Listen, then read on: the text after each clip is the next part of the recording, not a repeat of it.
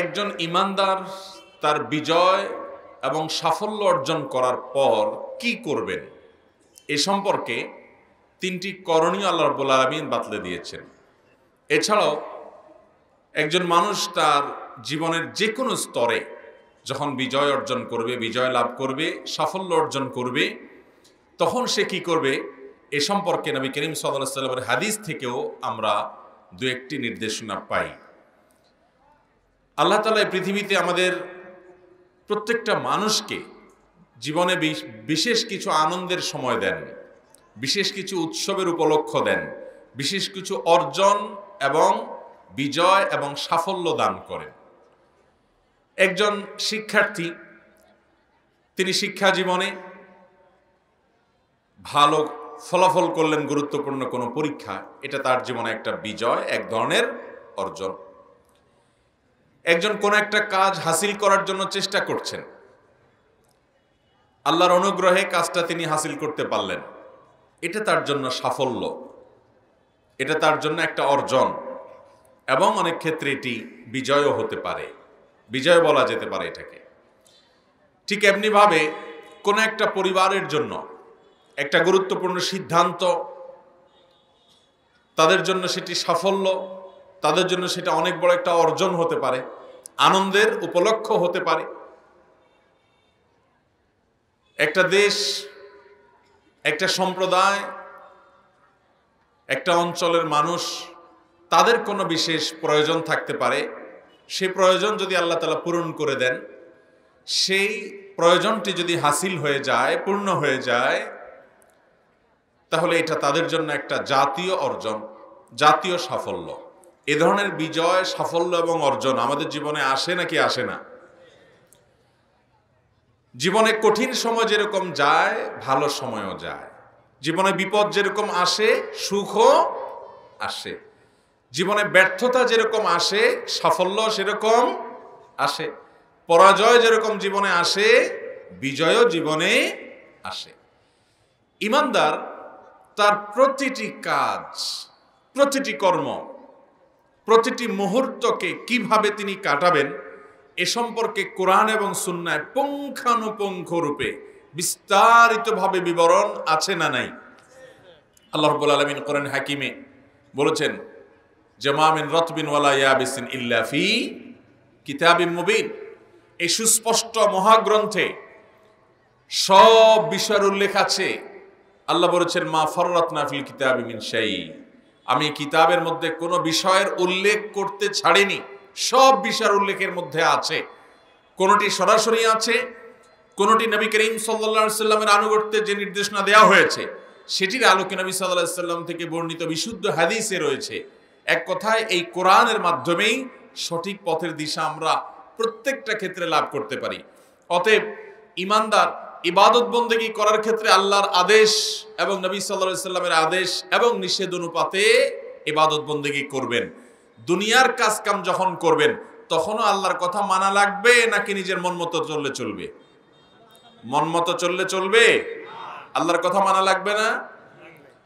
আমাদের অনেক মুসলমান ভাই আছেন যারা মনে করেন আল্লাহর কথা মানবো মসজিদে নামাজ পড়ার সময়, যে সালাত কিভাবে আল্লাহ আদায় করতে বলেছেন, সিয়াম আল্লাহ কিভাবে রাখতে বলেছেন, রোজা আল্লাহ কিভাবে রাখতে বলেছেন, এক্ষেত্রে হুজুরদেরকে জিজ্ঞাসা করব।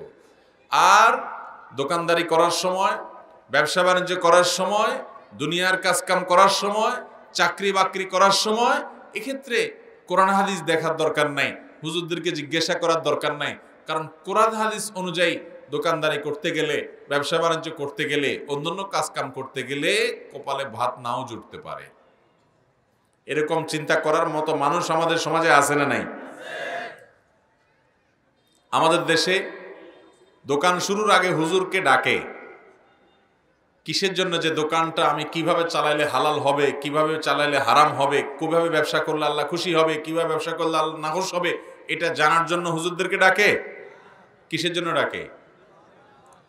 দোয়ার জন্য। অর্থাৎ আমার কাজকাম, ব্যবসা বাণিজ্য আমার যেভাবে খুশি সেভাবে করব।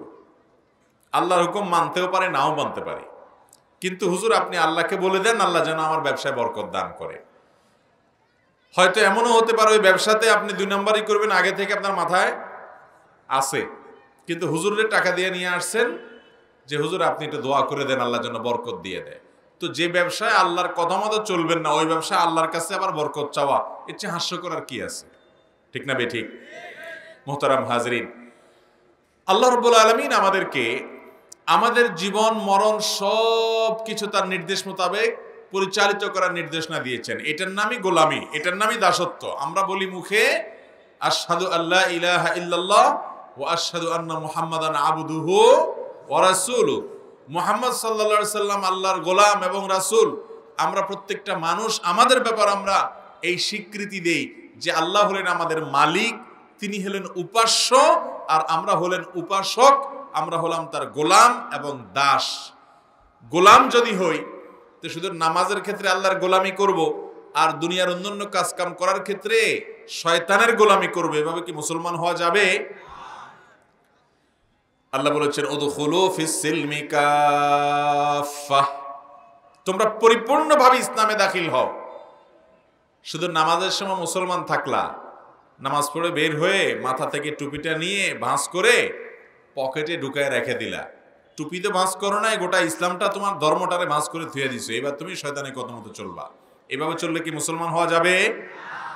ভাইরা আমার, এই জন্য আল্লাহ রাব্বুল আলামিন বলেছেন কুল ইন্না সালাতি ওয়া নুসুকি ওয়া মাহইয়ায়া ওয়া মামাতি লিল্লাহি রাব্বিল আলামিন। হে রাসূল, আপনি বলে দিন, বলুন আপনি, ইন্না সালাতি, নিশ্চয় আমার সালাত, আমার নামাজ, ওয়া নুসুকি, আমার হজ, কুরবানি, সবকিছু, ওয়া মাহইয়ায়া, আমার জীবন, ওয়া মামাতি, আমার মরণ, এই সব কিছু আল্লাহর জন্য নিবেদন করেছি। এর নাম মুসলমান। এর নাম হলো কি ভাই? আত্মসমর্পণ যে করেছে, তার জীবনের সবকিছু দিয়েছে। অতএব মুসলমানের জীবনের সবকিছু আল্লাহর আদেশ নিষেধ মতে পরিচালিত হতে হবে, আর না হলে সে কখনো সত্যিকারের মুসলমান হতে পারবে। অতএব আল্লাহ যদি আমাদের জীবনে কখনো বিজয় দেন, খুশির সংবাদ দেন, আনন্দের সংবাদ দেন, সাফল্য দান করেন, তাহলে ইমানদার হিসাবে সেই সাফল্য, সেই বিজয়, এটা যখন আমরা উদযাপন করব, তখন আল্লাহ এবং তার রাসূলের নির্দেশ মানা লাগবে নাকি লাগবে না? সব ক্ষেত্রে যদি মানা লাগে, তাহলে বিজয় অর্জন করলে তখন কি করতে হবে সে সম্পর্কেও কোরআন নির্দিষ্ট করে পরিষ্কার করে দিক নির্দেশনা দিয়েছে। সেটা আমাদেরকে মানতে হবে। এটা মানলে আমাদেরই লাভ হবে, না মানলে আমাদেরই ক্ষতি হবে।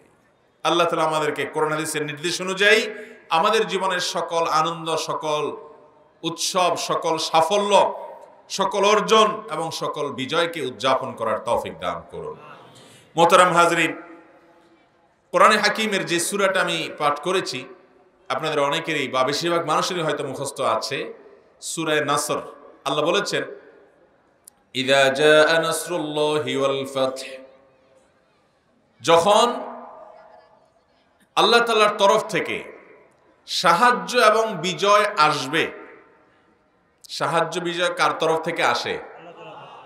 আল্লাহর তরফ থেকে আসে। যখন তোমার জীবনে, সেটা ব্যক্তি জীবন হোক, পারিবারিক জীবন হোক, তোমার রাষ্ট্রীয় বা সামগ্রিক জীবনের যে কোনো স্তরে হোক, তোমার জীবনের যে কোনো ক্ষেত্রে আল্লাহর সাহায্য এবং বিজয় যখন আসবে, ওয়ারাআইতান নাসা ইয়াদখুলুনা ফি দীনিল্লাহি আফওয়াজা, আর দলে দলে লোকদেরকে যখন দেখবে যে আল্লাহর দ্বীনে প্রবেশ করছে, এটা আল্লাহ তাআলা তার রাসূল সাল্লাল্লাহু আলাইহি সাল্লামকে বলছেন যে যখন আপনার জীবনে সাহায্য আর বিজয় আসবে, আর দলে দলে দেখবেন লোক আপনার কাতারে এসে শামিল হচ্ছে, তাহলে বিজয়ের এই মুহূর্তে আপনি কি করবেন? আনন্দ এবং খুশির এই মুহূর্ত, সাফল্যের মুহূর্তে আপনি কি করবেন? সেই করণীয়টি আল্লাহ রাব্বুল আলামিন পরের আয়াতে বলেছেন ফাসাব্বিহ বিহামদি রাব্বিকা ওয়াস্তাগফির।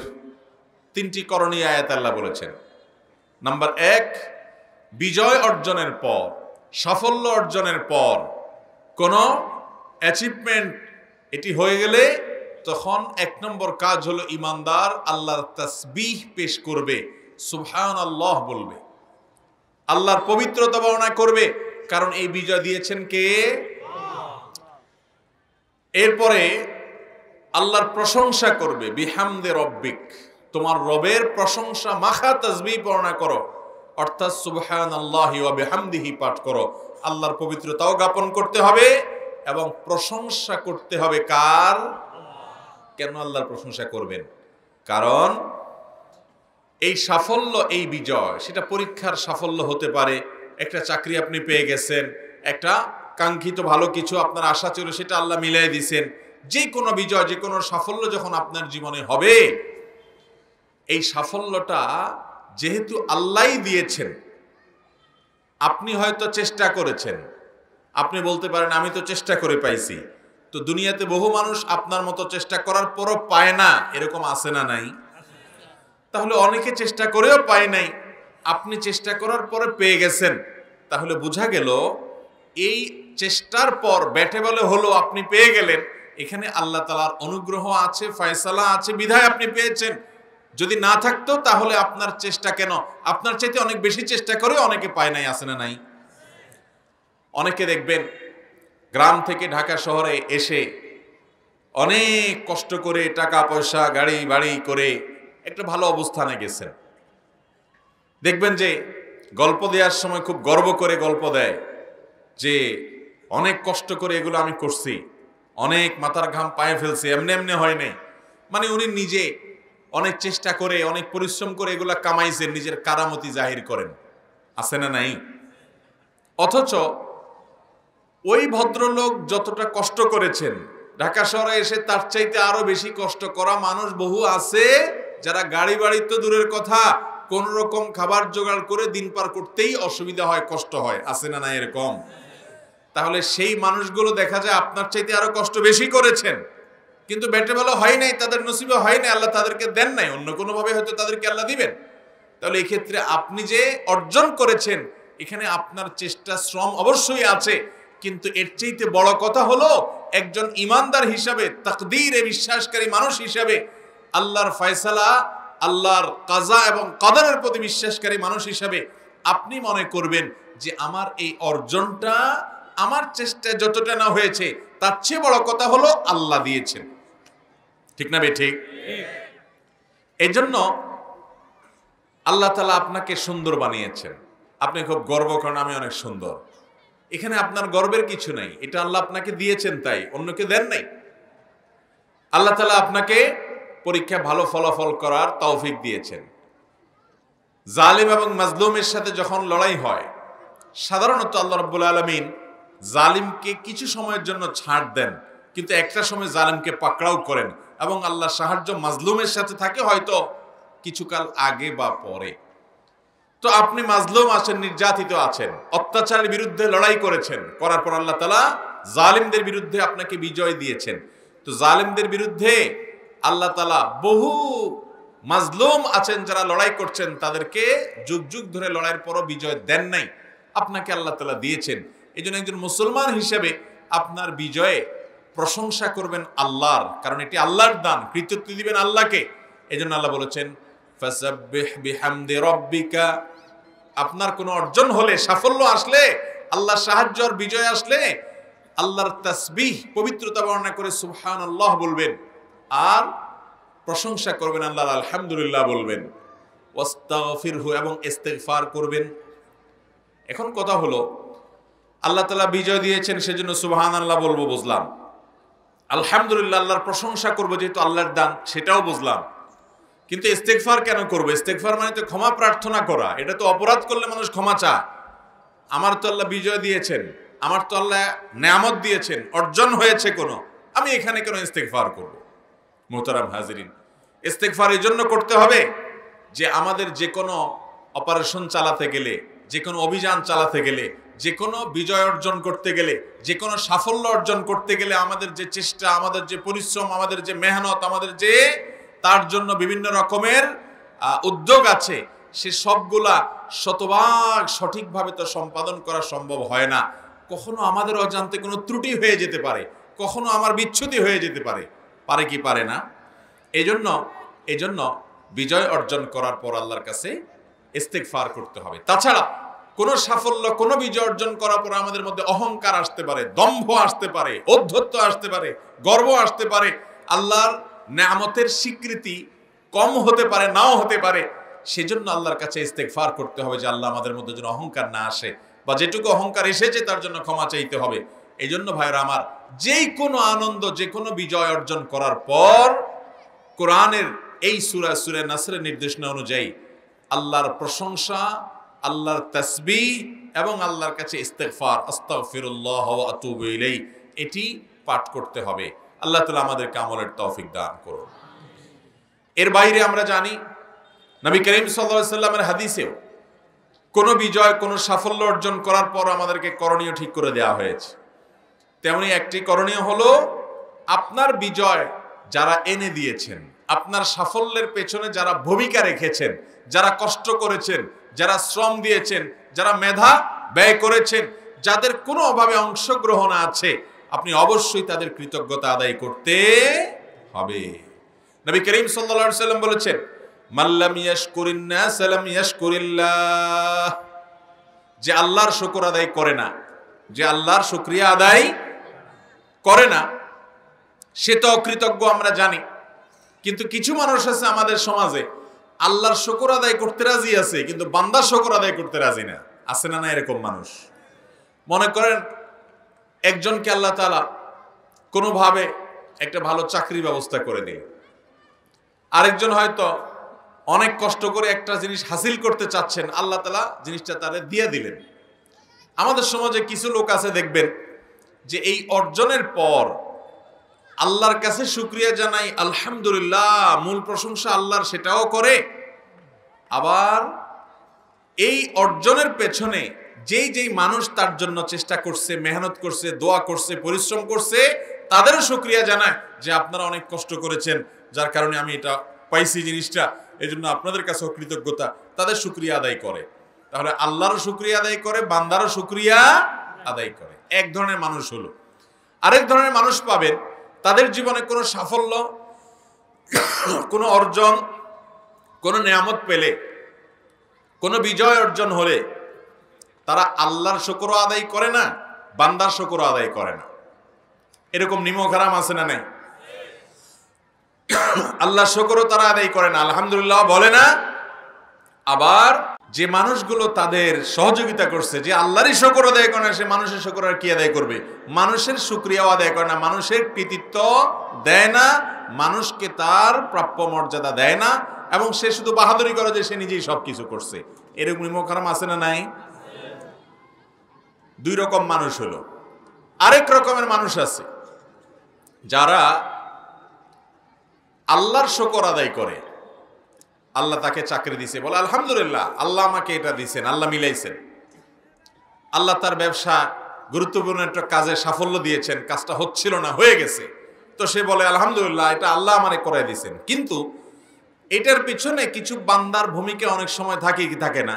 কিছু মানুষ অনেক সময় তার জন্য চেষ্টা করে না, তাদের কোনো স্বীকৃতি দিতে রাজি না, কারণ মুখে স্বীকৃতি দিলে ক্রেডিটটা তাদেরকে দিয়ে দিলে একটু ছোট হয়ে যাওয়া লাগে।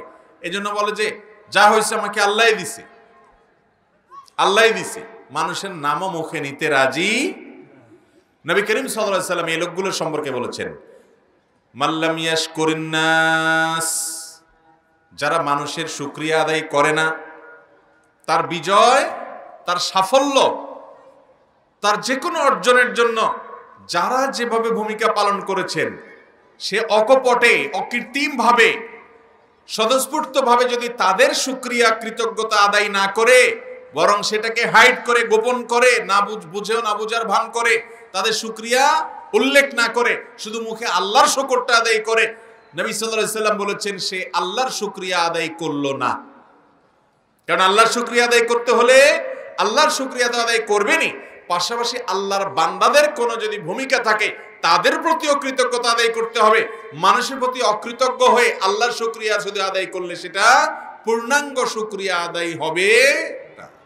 তাহলে ভাইরা আমার, এই হাদিসের আলোকে আমরা চতুর্থ করণীয় পেয়ে গেলাম। সূরা ইজা নাসরুল্লাহর ভিতরে 3টা করণীয় পাইলাম, আর চতুর্থ করণীয় হলো আমাদের জীবনে কোনো সাফল্য, কোনো বিজয় আসলে, কোনো অর্জন অর্জিত হলে আমরা এর পেছনে যাদের ভূমিকা আছে আল্লাহর শুকরিয়া তো করবই, সূরা ইজাতে বলা আছে, সেই সাথে মানুষেরও কৃতজ্ঞতা আদায় করতে হবে। অকৃতজ্ঞ মানুষ আল্লাহর অপছন্দনীয় মানুষ। আল্লাহর অপছন্দনীয় বান্দা যারা অকৃতজ্ঞ, অনেক নিমুখ হারাম দেখবেন, অকৃতজ্ঞ দেখবেন, যে যার মাধ্যমে সে উপরে উঠেছে, যার মাধ্যমে সে 2-4 পয়সা কামাই করছে, যার হাত ধরে সে সামনে অগ্রসর হয়েছে, তাকে সে চিনেই না। আছে না নাই এরকম নিমুখ হারাম? তো নবী সাল্লাল্লাহু আলাইহি সাল্লাম বলেছেন, এরা আল্লাহর শুকর আদায় করলে না যারা মানুষের শুকরিয়া আদায় করে না। ভাইরা আমার, এই জন্য আমাদের যে কোনো বিজয়, যে কোনো অর্জনে চতুর্থ করণীয় হবে আমরা আল্লাহর শুকরিয়া তো আদায় করবই, সেই সাথে মানুষ যাদের মাধ্যমে বিজয় অর্জিত হয়েছে তাদের প্রতিও কৃতজ্ঞতা আদায় করতে হবে। নাম্বার 5, হাদিসের আলোকে 5 নম্বর করণীয় হলো, ইমানদারের জীবনে কোনো সাফল্য অর্জন হলে তিনি সাথে সাথে অহংকার না করে, দম্ভ না দেখিয়ে, লাফালাফি লম্পজম্ভ না করে তিনি সাথে সাথে সিজদায় লুটিয়ে পড়বেন। সিজদা তো শুকর আদায় করবেন, কৃতজ্ঞতা আদায় করবেন। আমাদের প্রিয় নবী সাল্লাল্লাহু আলাইহি সাল্লামকে আল্লাহ তাআলা যখন মক্কা বিজয় দান করলেন, তার প্রিয় মাতৃভূমি থেকে তাকে অন্যায়ভাবে অত্যাচার করে, নিষ্পেষণ করে, জুলুম করে মুশরিকরা বের করে দিয়েছিল, তিনি মদিনায় গিয়ে আশ্রয় নিয়েছেন, হিজরত করেছেন আল্লাহর নির্দেশে। সেখান থেকে 8ম হিজরিতে মাত্র 8 বছরের ব্যবধানে আল্লাহ তাআলা আবার তাকে মক্কায় শাহের মতো আবার ফিরে আসার তৌফিক দিয়েছেন। বিশাল বড় সৈন্য বাহিনী নিয়ে তিনি একরকম বলতে গেলে রক্তপাতহীন, উল্লেখযোগ্য কোনো রক্তপাত ছাড়া বলা যায় অনেকটা শান্তিপূর্ণভাবেই তিনি মক্কা বিজয় করলেন। মক্কা তিনি পুনরায় মক্কায় প্রবেশ করলেন, নিজের মাতৃভূমিতে ঢুকার অধিকার তিনি ফিরে পেলেন। এই যে জালিমদের জুলুম থেকে নিজের মাতৃভূমিকে তিনি মুক্ত করলেন, স্বাধীনতা এনে দিলেন সাহাবীদেরকে নিজের মাতৃভূমিতে থাকার, বসবাস করার। নবী করিম সাল্লাল্লাহু আলাইহি সাল্লাম এত বড় নেয়ামত পাওয়ার পর কি করেছেন? তিনি তার চাচাতো বোন আবু তালেবের মেয়ে উম্মে হানি তার ঘরে প্রবেশ করেছেন। প্রবেশ করে গোসল করে সুন্দর করে পোশাক আশাক পরে 2 রাকাত করে 8 রাকাত সালাত আদায় করেছেন, নামাজ পড়েছেন। মুহাক্কিক উলামায়ে কেরামের অনেকেই বলেছেন এই নামাজ ছিল সালাতুশ শুকর বা সালাতুল ফাতহ। এটা হলো বিজয়ের নামাজ, এটা হলো শুকরিয়ার নামাজ। এজন্য ভাইরা, ইমানদার যে কোনো অর্জনে অহংকার করবে না, লাভ দিবে না।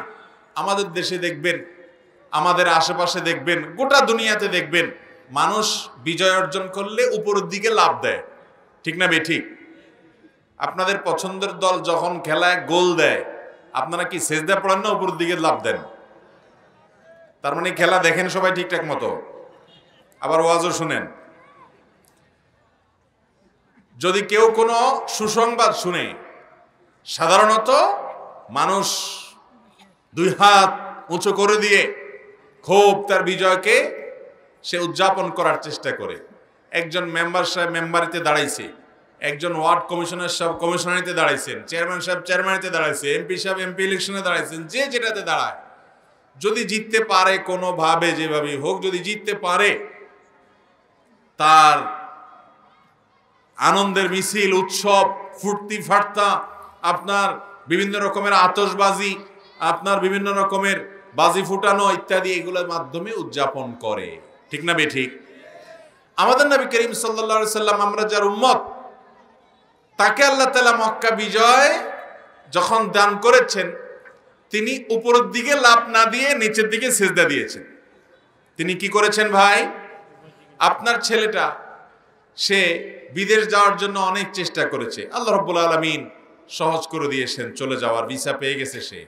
আপনি সংবাদ শোনার পর ইমানদার হিসাবে আপনার জীবনে এই সাফল্য পাওয়ার পর আপনি 2 রাকাত ওযু করে 2 রাকাত শুকরিয়ার নামাজ পড়বেন। এটা হলো সুন্নাত, নবীজি সাল্লাল্লাহু আলাইহি সাল্লাম যেটা পড়েছেন। কথা কি বুঝতে পেরেছেন? তাহলে উপরের দিকে লাফ দিবেন না নিচের দিকে সিজদা দিবেন?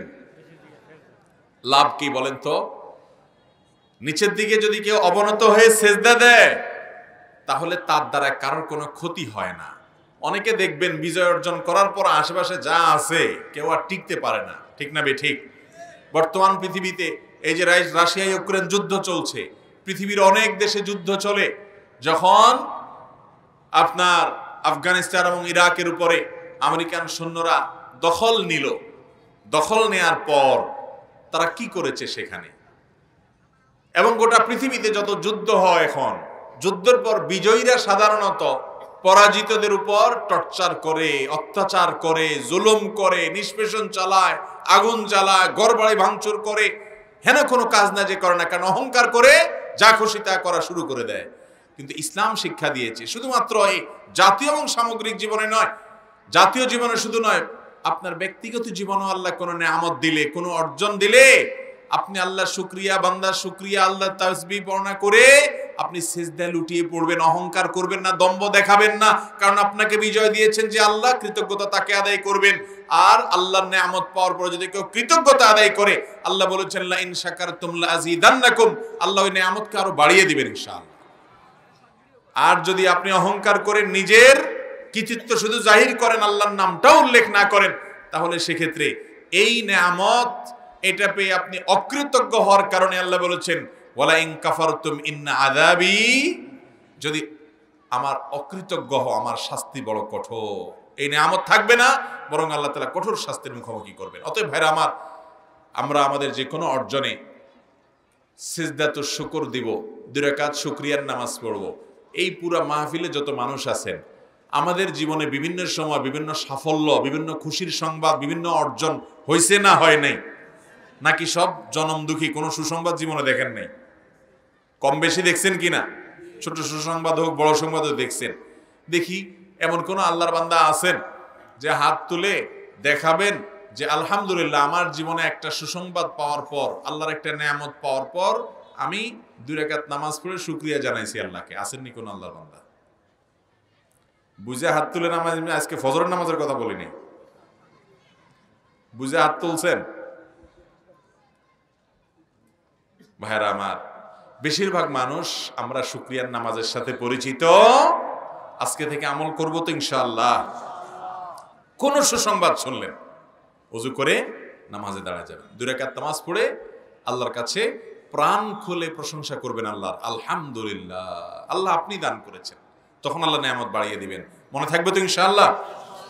আমরা আরেকজন নবীর কথা বলতে পারি, আল্লাহ নবী মূসা আলাইহিস সালাম, তার জাতি বনি ইসরাইল, তাদেরকে ফিরআউন এবং তার বংশের লোকেরা দাস বানিয়ে রেখেছে, জুলুম করছিল, নিষ্পেষণ করেছিল। আল্লাহ রাব্বুল আলামিন মূসা আলাইহিস সালামকে পাঠালেন তাদেরকে মুক্ত করবার জন্য। মূসা আলাইহিস সালাম দাসত্বের শৃঙ্খল থেকে স্বাধীন করবার জন্য, মুক্ত করবার জন্য আল্লাহর নির্দেশ ক্রমে তিনি কাজ চালালেন। বহু কম্পিটিশন হলো, বহু প্রতিযোগিতা হলো, তারা জাদু নিয়ে হাজির হলো, তিনি আল্লাহর পক্ষ থেকে দেয়া মুআজিজা দিয়ে জাদুর মোকাবেলা করলেন। এরপরে একটা পর্যায়ে ফিরআউন এবং তার বাহিনী মূসা আলাইহিস সালামকে ধাওয়া করলেন। আল্লাহ রাব্বুল আলামিন মূসা আলাইহিস সালামকে বিজয় দান করলেন, ফিরআউনকে সমুদ্রে নিমজ্জিত করে তার লাশটা এখনো পর্যন্ত মিশরের পিরামিডে রেখে দিলেন। কোরআনে আল্লাহ তাআলা আয়াতে বলেছেন যে আল-ইয়াওমা নুনাজ্জিকা বিবাদানিকা লিতাকুনা লিমান খালফাকা আয়া। ফিরআউন, তোমার দেহকে আমি সংরক্ষণ করব, যাতে করে তোমার পরে পৃথিবীতে যারা আসবে প্রজন্মকে প্রজন্ম শিক্ষা গ্রহণ করে যে আল্লাহর অবাধ্যতার পরিণতি কি হয়। যত বড় ক্ষমতা থাকুক তোমার, যত বড় রাজত্ব থাকুক তোমার, তোমার পরিণতি কি হয়, সবগুলাকে তো আল্লাহ করবেন না। একটা স্যাম্পল এবং একটা নজির, দৃষ্টান্ত আল্লাহ তাআলা রেখে দিয়েছেন। ভাইরা আমার, মূসা আলাইহিস সালাম যে তার জাতি বনি ইসরাইলকে নিয়ে বিজয় অর্জন করেছেন, তিনি যে সাফল্য অর্জন করেছেন, তিনি যে স্বাধীনতা অর্জন করেছেন, পরাধীনতার শৃঙ্খল থেকে মুক্তি লাভ করেছেন, তিনি কি করেছেন? রোজা রেখেছেন। তিনি কি করেছেন? রোজা রেখেছেন। রোজা রেখে তিনি আল্লাহর শুকরিয়া আদায় করেছেন। সেজন্য আমাদের নবী সাল্লাল্লাহু আলাইহি ওয়াসাল্লাম তার বিজয়ের সেই দিনটা অর্থাৎ মুহররমের 10 তারিখে রোজা রাখেন এবং তার সাথে আরো একটা রোজাকে যোগ করে রাখার নির্দেশনা দিয়েছেন। অতএব আল্লাহর নেয়ামত পাওয়ার পর রোজা রাখা, এটা মূসা আলাইহিস সালামের সুন্নাহ। আর সিজদায় লুটিয়ে পড়া, সিজদায় শুকর আদায় করা, সিজদার শুকরিয়ার নামাজ আদায় করা, এগুলো হলো আমাদের নবী করিম সাল্লাল্লাহু আলাইহি ওয়াসাল্লামের সুন্নাহ এবং নির্দেশনা, যেগুলো আমাদেরকে আমল করতে হবে। আমরা আমল করব তো ইনশাআল্লাহ। শুকরিয়ার সিজদা সম্পর্কে আমাদের অনেকের ধারণা নেই। আল্লাহ তাআলা আপনাকে কোনো সুসংবাদ দিলেন, কোনো নিয়ামত পাইলেন, আপনি এই সংবাদটা পাওয়ার পর আপনি আপনি অজু আছে, তাহলে সাথে সাথে পুরো নামাজ না, শুধু সেজদা, যে অবস্থা আছে এই অবস্থায় সেজদা লুটিয়ে পড়লেন, সুবহান রাব্বিয়াল আলা পড়ে আপনি সেজদা থেকে উঠলেন। এটাকে বলা হয় শুকরিয়ার সেজদা। এটা কিসের সেজদা বলে ভাই? শুকরিয়ার সেজদা। নবী করিম সাল্লাল্লাহু আলাইহি সাল্লাম এরকম সেজদা দিয়েছেন, সাহাবীরা শুকরিয়ার সেজদা দিয়েছেন অনেক সময়। তো এটাও আমাদের থেকে বিদায় হয়ে গেছে। এই শুকরিয়ার সেজদা আমরা আদায় করব তো ইনশাআল্লাহ। ভাইরা আমার, তাহলে সংক্ষিপ্ত এবং খোলাসা কথা হলো, যে কোনো বিজয়, যে কোনো সাফল্য আমাদের জীবনে যখন হবে, নাম্বার 1 আমাদেরকে আল্লাহর তাসবিহ পাঠ করতে হবে। নাম্বার 2 আল্লাহর প্রশংসা করতে হবে, অর্থাৎ সুবহানাল্লাহ পড়তে হবে, আলহামদুলিল্লাহ পড়তে হবে। নাম্বার 3 ইস্তেগফার করতে হবে, আস্তাগফিরুল্লাহ ওয়া আতুবু ইলাইহি বলতে হবে, আল্লাহর কাছে ক্ষমা প্রার্থনা করতে হবে। আর 4 নম্বর করণীয় হলো, যাদের মাধ্যমে আমার অর্জনটি হয়েছে, সাফল্য হয়েছে, আল্লাহর শুকরিয়ার পাশাপাশি তাদেরও শুকরিয়া আদায় করতে হবে। এবং 5 নম্বর হলো, আল্লাহর নেয়ামত পাওয়ার পর সিজদায়ে শুকর কিংবা শুকরিয়ার নামাজ আদায় করতে হবে। এই 5টা আমল করব তো ইনশাআল্লাহ। আল্লাহ তাআলা আমাদের সবাইকে আমাদের জীবনে কোনো অর্জন, কোনো সুসংবাদ দান করলে এই আমলগুলো করার তৌফিক দান করুন। আর মনে রাখবেন ভাইরা, কোনো লড়াইয়ে, কোনো যুদ্ধে এক পক্ষ যখন জালিম থাকে, আরেক পক্ষ যখন মাজলুম থাকে, এক পক্ষ যখন অত্যাচারী হয়, আরেক পক্ষ যখন অত্যাচারিত হয়, আল্লাহর সাহায্য কাদের পক্ষে থাকে? মাজলুমের পক্ষে থাকে। কাদের পক্ষে থাকে? মাজলুমের পক্ষে থাকে। নবী করিম সাল্লাল্লাহু আলাইহি সাল্লাম বলেছেন, 3 জনের দোয়া আল্লাহ তাআলা ফেরত দেন না। এর ভিতরে একজন হলো দাওয়াতুল মাজলুম, মাজলুম মানুষের বদদোয়া। জালেমের বিরুদ্ধে মাজলুমের ভেতর থেকে যে আহাজারি হয়, বদদোয়া হয়, এটা আল্লাহ তাআলা ফেরত দেন না। আপনি বলবেন, কই, আমরা তো দেখি জালিমরা আরো দিনকাল ভালো হয় না যায় তাদের। আল্লাহ রাব্বুল আলামিন দিনকাল ভালো রেখে তাকে ছাড় দেন, কিন্তু ছেড়ে দেন না। আল্লাহ ছাড় দেন কিন্তু আল্লাহ বলেছেন, ইন্নামা নুমলি লাহুম, আমি ছাড় দেই, কিন্তু যখন পাকড়াও করেন আল্লাহ তাআলা, ইন্না কাইদি মাতিন, আমার পাকড়াও হয় অত্যন্ত শক্ত, ছুটার কোনো সুযোগ থাকে না। ভাইরা আমার, আমরা অনেকে আছি ব্যক্তিগত পর্যায়ে জুলুম করি। দোকানে কর্মচারীর উপরে জুলুম করেন, কাজের বুয়ার উপরে জুলুম করেন, অধীনস্থ মানুষের উপরে জুলুম করেন, কাস্টমারের প্রতি জুলুম করেন, দোকানদারের প্রতি জুলুম করেন। যে যেখানে যার উপরে জুলুম করার সুযোগ পায় তার বিরুদ্ধে জুলুম শুরু করে, আছে না নাই? ভাইরা আমার, এই জুলুম, নবী সাল্লাল্লাহু আলাইহি সাল্লাম বলেছেন, আয-যুলমু যুলুমাতুন ইয়াউমাল কিয়ামা, দুনিয়াতে জুলুম কিয়ামতের দিন বহুমুখী অন্ধকার হয়ে তার সামনে আবির্ভূত হবে। সেদিন কোনোভাবে সে অন্ধকার থেকে রক্ষা সে পাবে না, এই আযাবের ভিতরে হাবুডুবু খেতে থাকবে। এই জন্য জুলুমকে আল্লাহ তাআলা বলেছেন যে আমি নিজে, আল্লাহ বলছেন, আমি নিজে নিজের উপর জুলুম করাকে হারাম করে দিয়েছি। আল্লাহর আবার হালাল হারাম আছে? আল্লাহর আবার কিসের হালাল হারাম? হালাল হারাম তো আল্লাহই করেন, বিধান তো আল্লাহই দেন, কিন্তু আল্লাহ তাআলা নিজের সত্তার উপরে নিজে আবশ্যক করে নিয়েছেন যে আল্লাহ রাব্বুল আলামিন রাজাদিরাজ, সকল রাজাদের সৃষ্টিকর্তা, সকল ক্ষমতাধরদের মালিক হওয়া সত্ত্বেও আল্লাহ তাআলা হাদিসে কুদসিতে বলেছেন যে আমি নিজের প্রতি নিজে, ইন্নী হারামতু যুলমা আলা নাফসি, আমি নিজের প্রতি নিজে কারোর উপর জুলুম করাকে হারাম করে দিয়েছি। এজন্য ইন্নাল্লাহা লা ইয়াজলিম, আল্লাহ তাআলা কখনো জুলুম করেন, ওমা রাব্বুকা বিযাল্লামিল লিল আবিদ, আপনার রব কখনো তার কোনো বান্দার প্রতি বিন্দু পরিমাণ জুলুম করবেন, কোনো জুলুম করবেন না। আল্লাহ তাআলা কোনো বিচার করবেন না। কিয়ামতের ময়দানে প্রত্যেককে তার উপযুক্ত প্রাপ্য বুঝিয়ে দিবেন। ভাইরা আমার, এই জুলুম এত ভয়াবহ অপরাধ যে জুলুমের শাস্তি জালেমকে আল্লাহ তাআলা দুনিয়াতেই দেন। অনেক সময় আমরা টের পাই, অনেক সময় পাই না। অনেক সময় দেখা যায় ভেতরগত শাস্তিতে ত্রাস হয়ে যায়, তার গোটা জীবন ত্রাসের জীবন থাকে, সে ছাড়া কেউ হয়তো টেরও পায় না, বা আশপাশের লোক ছাড়া কেউ দূরে জানে না। আবার অনেক সময় আল্লাহ রাব্বুল আলামিন দুনিয়াতে জালেমকে পাকড়াও করেন না, ছাড় দিয়ে দিয়ে একসাথে তাকে আখিরাতে ধরেন। কিন্তু আল্লাহর ধরা যে হবে এতে কোনো সন্দেহ। ভাইরা আমার, কোন দেশ আরেক দেশের উপরে যখন জুলুম করে, তাদের উপরে ক্ষমতা চালাবে, অন্যায় করবে, অবিচার করবে, হত্যা চালাবে, লুণ্ঠন করবে, অগ্নিকাণ্ড করবে, অবিচার করবে, আল্লাহ রাব্বুল আলামিন মাজলুমদেরকে সাহায্য করবেন, দুদিন আগে হোক আর 2 বছর পরে হোক আর 20 বছর পরে হোক। মাজলুমদের সাথে আল্লাহর সাহায্য থাকে, জালিমের সাথে আল্লাহর সাহায্য কখনো থাকে। এজন্য জালিমরা পরাজিত হয়, অপমানিত হয়, অপদস্থ হয়। এমনকি জালিম যদি মুসলমান হয়, মাজলুম যদি অমুসলমান হয়, জালিম যদি নামাজি হয়, মাজলুম যদি বেনামাজিও হয়, তারপরও আল্লাহর সাহায্য ওই বেনামাজি আর অমুসলিমের সাথে থাকবে। অর্থাৎ আল্লাহ রাব্বুল আলামিন জালিমকে সাহায্য করবেন। অতএব জুলুম থেকে আমরা বেঁচে থাকবো তো ইনশাআল্লাহ। ভাইরা আমার, ফেরাউন জুলুম করেছে, পরাধীনতার শৃঙ্খলে আবদ্ধ করে রেখেছিল বনি ইসরাইলকে, বেশি দিন রাখতে পারে নাই। আল্লাহ তাআলা মুক্তি দান করেছেন না করেন নাই? ভাইরা আমার, অতএব আমরা জুলুম থেকে নিজেরা বাঁচবো। নবী করিম সাল্লাল্লাহু আলাইহি ওয়াসাল্লাম বলেছেন, উনসুর আখাকা যালিমান আও মাজলুমা, তোমার ভাই জালেম হোক আর মাজলুম হোক, সর্বাবস্থায় তুমি তাকে সাহায্য করো। অর্থাৎ কোন মুসলমান সে জুলুম করলেও তাকে সাহায্য করো, আবার জুলুমের শিকার হলেও সাহায্য করো। সাহাবীরা বলেন, ইয়া রাসূলুল্লাহ, এটা কেমন কথা হলো? জুলুমের শিকার যে তাকে সাহায্য করব যাতে করে সে জুলুমের থেকে মুক্তি লাভ করে, তার পক্ষে দাঁড়াবো, এটা বুঝলাম, কিন্তু যে জুলুম করে তাকে আবার কিভাবে সাহায্য করব? নবীজি সাল্লাল্লাহু আলাইহি সাল্লাম বলেছেন, জালেম যে জুলুম যে করে তাকে সাহায্য করার মানে হলো তার হাত ধরে জুলুম করা থেকে তাকে বিরত করে রাখবে।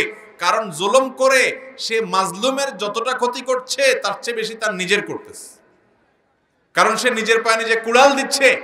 এই জুলুম এটার বহু ভাবে বহু গুণে এটার বিচারের মুখোমুখি সে হবে, এটা সে টের পাচ্ছে না। পৃথিবীতে বহু জালেম ছিল, সবার আগে জুলুম করেছে। মানব ইতিহাসে প্রথম জুলুম করেছে কে? কাবিল। প্রথম জুলুম করেছে কে? কাবিল, আদম আলাইহিস সালামের ছেলে, সরাসরি ছেলে। আমরা তো সবাই ওনার ছেলে, ওনার সরাসরি সন্তান কাবিল সর্বপ্রথম জুলুম করেছে কার উপরে? তার ভাই হাবিলের উপরে। আল্লাহ তাআলা হাবিলকে হত্যা করে সে দাফন করে দিয়েছে, কিন্তু কাবিল এই যে নিজের ভাইয়ের প্রতি জুলুম করে হত্যা করে অবিচার করেছিল, আল্লাহ তাআলা তার মুখোশ উন্মোচন করছেন না করেন নাই? তার বিচার আল্লাহ করে দিয়েছে। যখন জালেম জুলুম করে টেরও পায় না যে এটার জন্য তার জবাবদিহি করতে হবে টুডে অর টুমরো, সে তো জুলুম করতেই থাকে, ঠিক না ভাই? ঠিক। এরপরে দেখবেন ফেরাউন জুলুম করেছে, আল্লাহ তাআলা ধরেছেন না ধরেন নাই? নমরুদ জুলুম করেছে, আল্লাহ ধরেছেন না ধরেন নাই? আবু জাহাল আবু লাহাবরা জুলুম করেছে বহুত মক্কায়, আল্লাহ পাকড়াও করছেন না করেন নাই? ঠিক একই ভাবে যত জাতির উপর নিষ্পেষণ চালিয়েছে, জালেমকে আল্লাহ পাকড়াও করেছেন, মাজলুমকে আল্লাহ তাআলা সাহায্য করেছেন। আল্লাহ রাব্বুল আলামিন আমাদের সকলকে সেজন্য সব সময় জুলুম থেকে বেঁচে থাকার তৌফিক দান করুন। ভাইরা আমার, পাকিস্তানিরা যখন আমাদের দেশের মানুষের উপরে জুলুম চালিয়েছে, নিষ্পেষণ চালিয়েছে, নির্যাতন চালিয়েছে, লুণ্ঠন চালিয়েছে, নানাভাবে জুলুম করেছে, আল্লাহ রাব্বুল আলামিন নিরীহ নিষ্পেষিত এই মানুষগুলোকে সাহায্য করেছেন, ঠিক না ভাই? ঠিক। অতএব আমরা শুকরিয়া আদায় করতে হবে কি হবে না আল্লাহ তাআলা? আল্লাহ তাআলা আমাদেরকে আল্লাহ শুকরিয়া আদায় করার তৌফিক দান করুন। ভাইরা আমার, আমরা এমন কোনো কাজ করব না আমাদের জীবনে সাফল্য অর্জন করার পর যেটা আমাদের অহংকার প্রকাশ করে, যেটা আমাদের দম্ভকে প্রকাশ করে, যেটা আল্লাহর নিয়ামতের নাশকরি হয়, যেটাতে আল্লাহর নাফরমানি হয়, তাহলে সেই নিয়ামত বেশি দিন টিকে থাকবে না। আল্লাহ আমাদের সবাইকে বুঝার তৌফিক দান করুন, আমল করার তৌফিক দান করুন, শুকরিয়া আদায় করার মতো মানসিকতা আল্লাহ তাআলা দান করুন। বেশিরভাগ মানুষ হলো নাশকর, শুকরগুজার মানুষ খুব কম। অনেক মানুষ আছে দেখবেন সামান্য একটু উপকার করছেন, বারবার বলবে থ্যাংক ইউ, শুকরিয়া, আলহামদুলিল্লাহ, জাযাকাল্লাহ খায়র, আল্লাহ আপনাকে উত্তম বিনিময় দান করুন, মানুষের শুকরিয়া আদায় করে। আবার অনেক মানুষ দেখবেন নিমক হারাম কিসিমের, মানুষের শুকরিয়া আদায় করতে রাজি। আমরা কি শুকরগুজার হব না নাশকর হব? শুকরগুজার হব তো ইনশাআল্লাহ। বহু মহিলা আছে দেখবেন স্বামীকে বলে, চুনের থেকে নুন খসলি বলে, তোমার সংসারে আসলাম আজ এতটা বছর হইল, সুখের দেখা কোনোদিন এই দু চোখে দেখলাম না একবারও। আছে না নেই? আছে তো, জোরে বলতেছেন। মনে হয় পুরুষরা এরকম নাই, অনেক অমানুষ পুরুষ এরকম আছে না নাই? বউরে বলে যে কি রান্ধ, জীবনে কোনোদিন তোমার রান্না খায় একটু তৃপ্তি পাইলাম না, একদিন একটু লবণ কম, একদিন একটু বেশ কম হইলেই এই নাশকরি করার মতো রোগ আছে না নাই পুরুষদের মধ্যেও? ভাইরা আমার, এই নাশকর মানুষ সে আল্লাহর কখনো প্রিয় বান্দা হতে পারে না। ইমানদার, মুত্তাকি, জান্নাতি মানুষ যারা হবেন তারা মানুষের শুকরিয়া আদায় করবেন। আমরা শুকরিয়া আদায় করবো তো ইনশাআল্লাহ। কারোর নিয়ামতের নাশকরি করব আল্লাহ আমাকে আপনাকে আমাদের সবাইকে আমলের তৌফিক দান করুন। জাযাকুমুল্লাহু খায়রা ওয়া আখিরু দাওয়ানা আলহামদুলিল্লাহি রাব্বিল আলামিন।